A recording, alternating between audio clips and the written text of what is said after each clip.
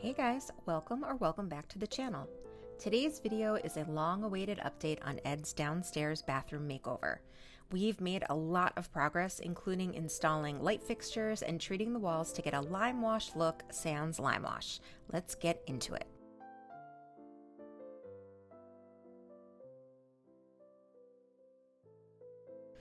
Months ago, I showed you our plans for the space based on our needs for the space. Here's a small recap with some before shots since it's been a while.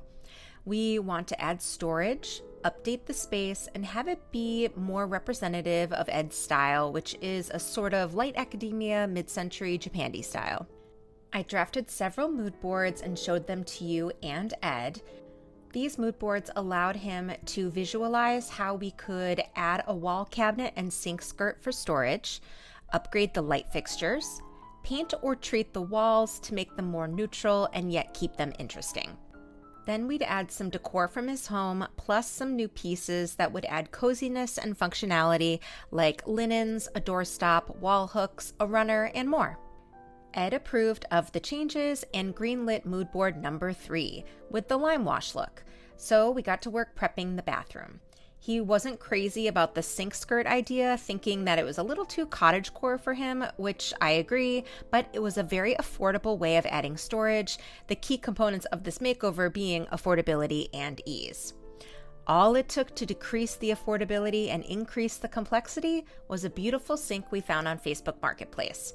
She's the reason why the makeover has taken so long. I think she's worth it, but I'll let you be the judge when she makes her appearance later in the video. For now, we're working on the walls. We want to get a lime wash look without using lime wash. I did a similar treatment in my bathroom makeover, but I want this one to look even more like lime wash. We selected 2 colors from the same color swatch, one light and one dark shade.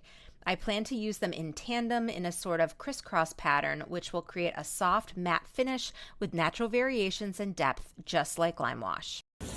So we are getting the soft chamois in the flat and the satin enamel. The satin enamel will be on the ceiling, and then the flat we'll use alongside the cedar key, which will also be in flat, and that will be for the texture part. So we're gonna wait. We got it in this. We're gonna walk around, kill some time, right? What do you want to do? Where do you want to go? The world is your oyster. Let's go. Okay. All right. Here's our haul. Headed home to paint. Hey. You see the doggy? The puppy? If you've painted before, you know one of the most time-consuming parts is the prep. We are cleaning, taping, and removing everything from the walls, including the medicine cabinet. After seeing my design plan, Ed wanted to remove the old medicine cabinet and see if we could replace it with a smaller one or one that was more flush to the wall.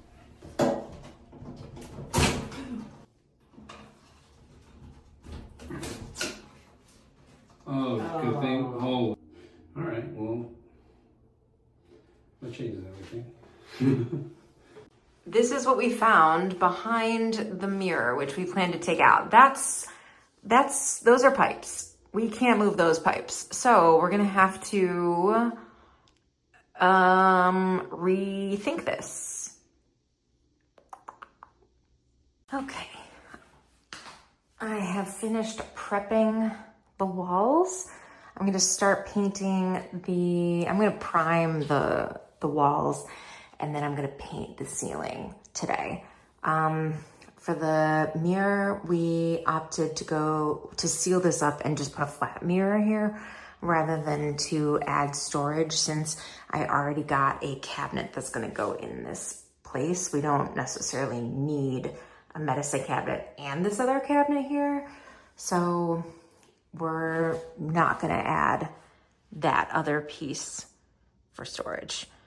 We are gonna take out that light and that light maybe later tonight, depending on time. Since the walls have a dark color on them, I'm going to need to apply primer so the dark color doesn't bleed through the new colors I'm using to fake the lime wash. I will end up doing 2 coats of primer.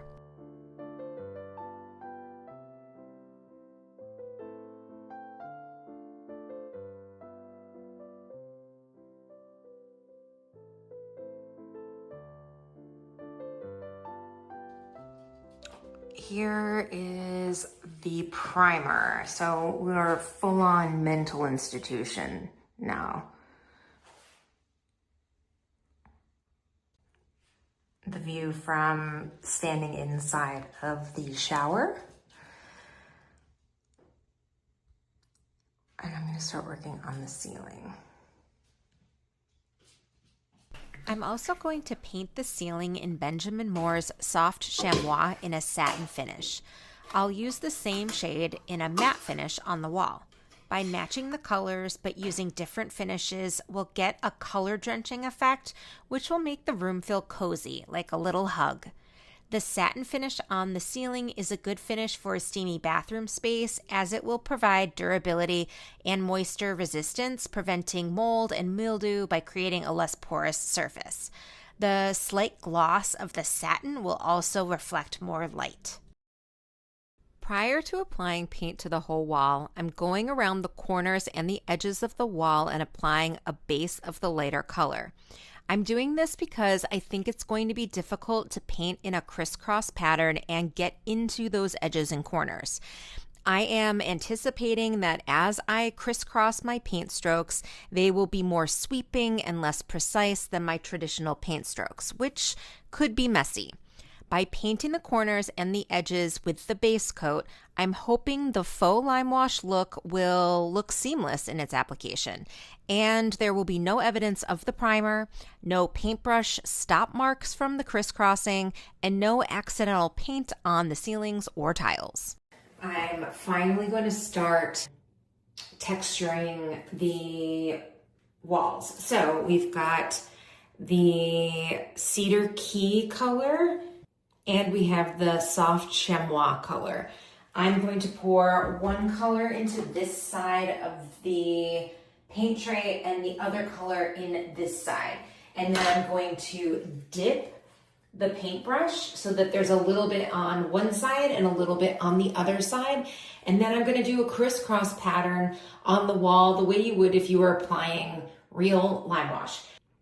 This brush is meant for staining, but I needed something that was that had this kind of thickness to apply the paint. So this is what we picked up.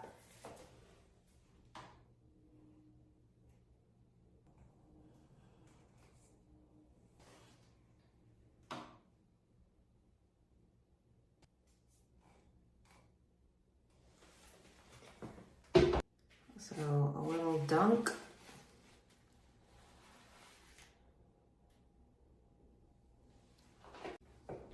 Ed selected 2 neutral beige colors for the walls of this bathroom for a few reasons. 1, he wanted to keep the space light and bright. 2, he likes the Japandi color palette. And 3, he wanted the lime wash look to be subtle. If you want a more extreme look, I would suggest picking 2 colors that are further away from each other on the color swatch. Aim for a darker color and contrast it with a color that is 2 or 3 shades lighter. Okay, I kind of like it. You can't really see on camera. Oh, let me see here. How's that? Better? I mean, I'm into it. Okay, let's do some more.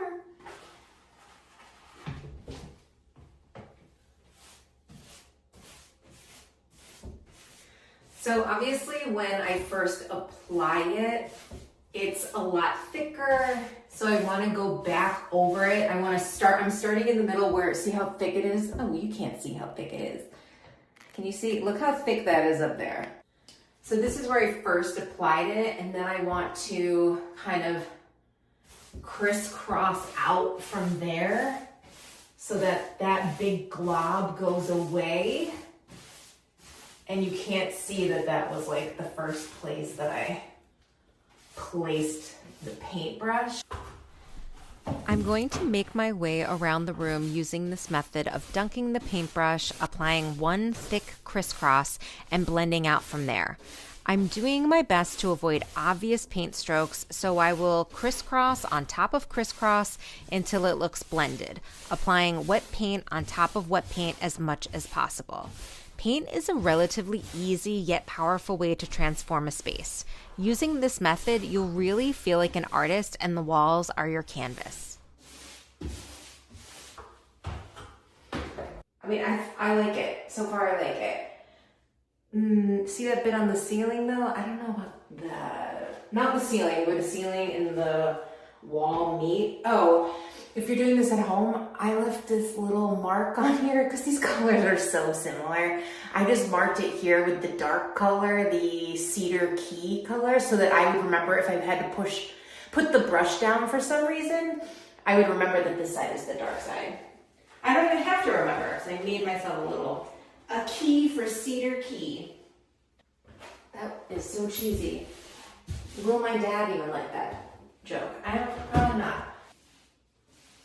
And then in these corners, I'm just kind of like making a big old mess in this corner. And it works because the base is already the soft chamois color. So I don't have to worry about making sure all the paint gets into the corners because I know there's already a base of that color there. Here we are, first coat done. I think it looks pretty good the way it is. I need to show Ed before I go forward just to see if there's anything he wants to change.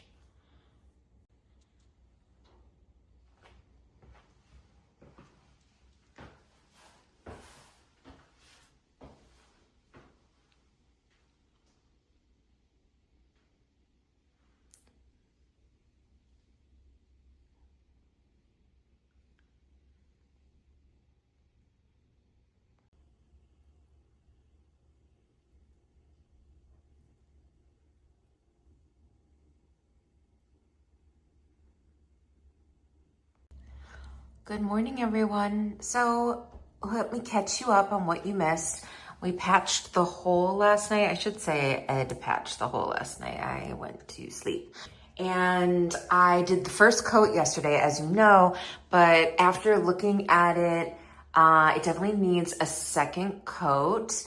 And I taped up the ceiling this time because I'm going to do the edges with the dark paint now and then do the second coat.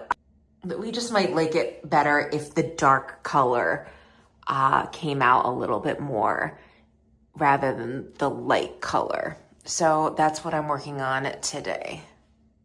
With the second coat, I'm starting with cedar key in the corners and the edges. Then I'm going over the entire room with the crisscross second coat.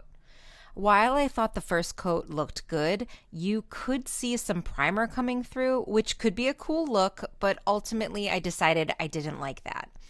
While the me of October finishes the second coat, we are going to travel back in time to April when Ed and I went to New Jersey to pick up a light fixture we found on Facebook Marketplace.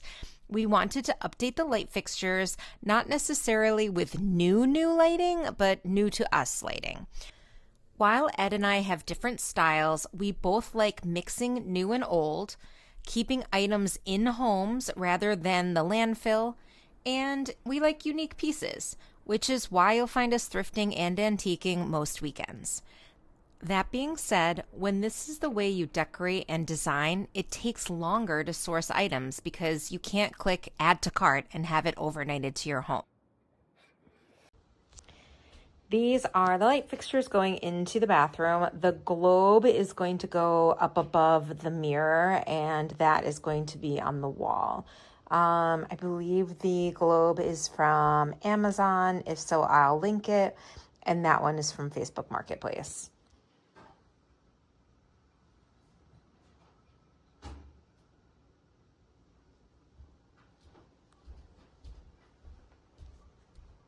The supervisors. Turn off the other one. Hey, oh, yellow. It gives a very yellow. Very yellow. It looks even crazier on camera. Yeah. I mean, do we like that? I mean, it makes me feel like I'm in like a 1920s New York City apartment, you know? Yeah, with all the amenities. I mean, maybe it'll be nice like in the winter time. It's kind of sunny. Of course, the lighting is going to look different when the faux lime wash has been completed, in natural light and when the other light is on. But that yellow is not the look we're going for, so we opted to go with a light bulb that lets you adjust the warm and cool tones for your liking. I just want to show you guys something real quick in case you have this problem too. The light fixture obviously has this really pretty shell. It's like the Capiz, I think it's Capiz, C-A-P-I-Z shell on it, but it's got a very yellow tint, as you can see.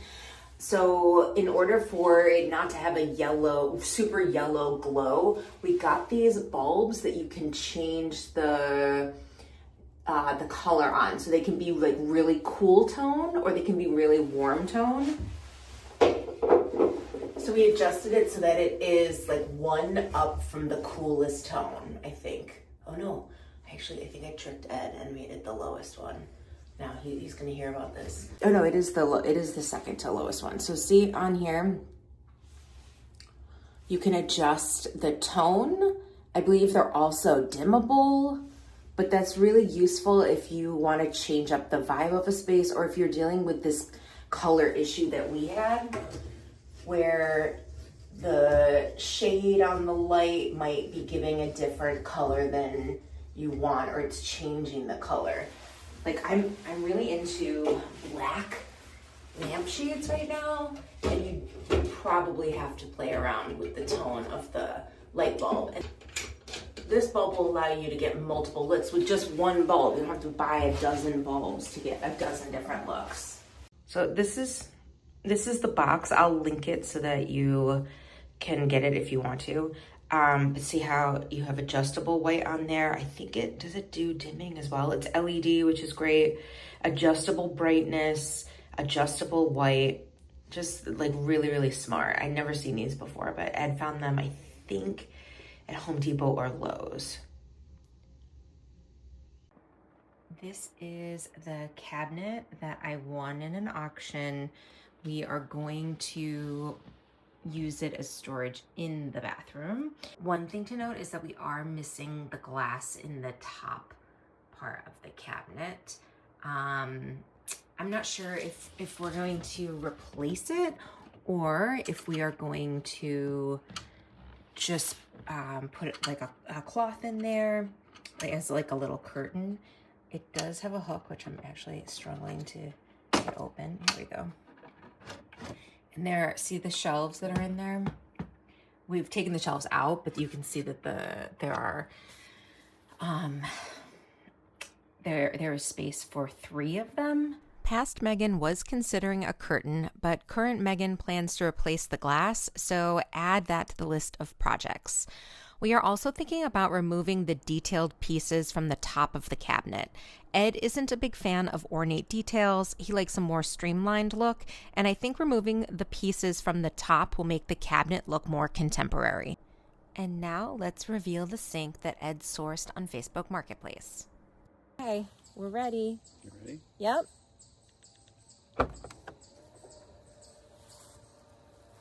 Oh. Yeah. Oh my God.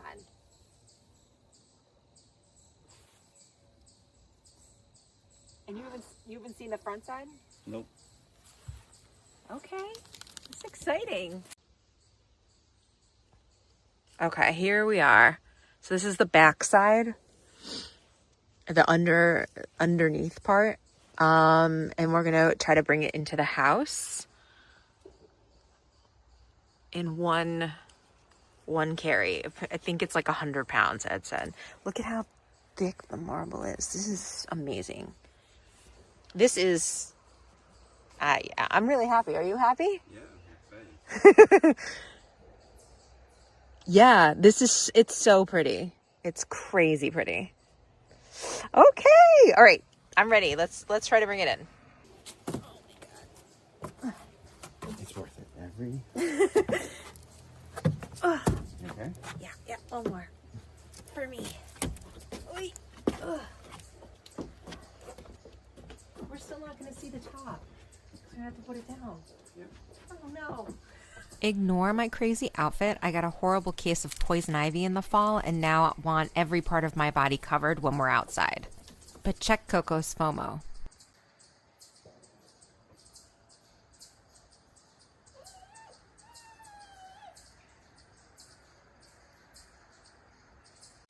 We're able to get her inside. Still can't see the top. Hoping to go to Restore this weekend and see if we can get a cabinet to fit underneath it. I think we need to build something to reinforce the cabinet, whatever cabinet we get, because it's so heavy. It's probably like 100 pounds or something.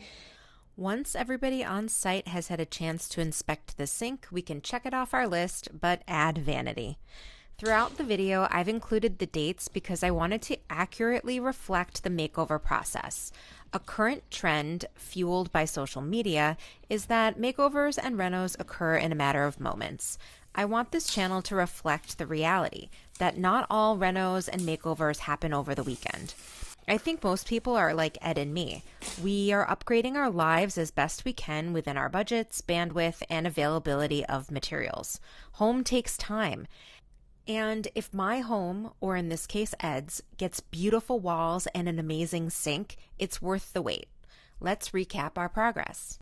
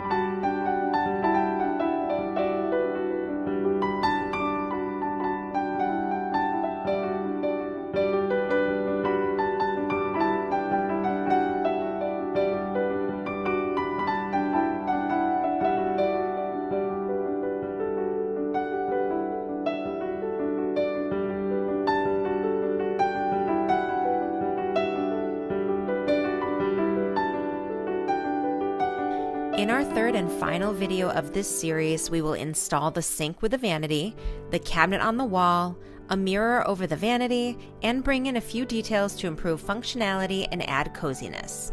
Thanks for watching and waiting. I hope to have the final reveal for you soon. See you next Saturday. Bye!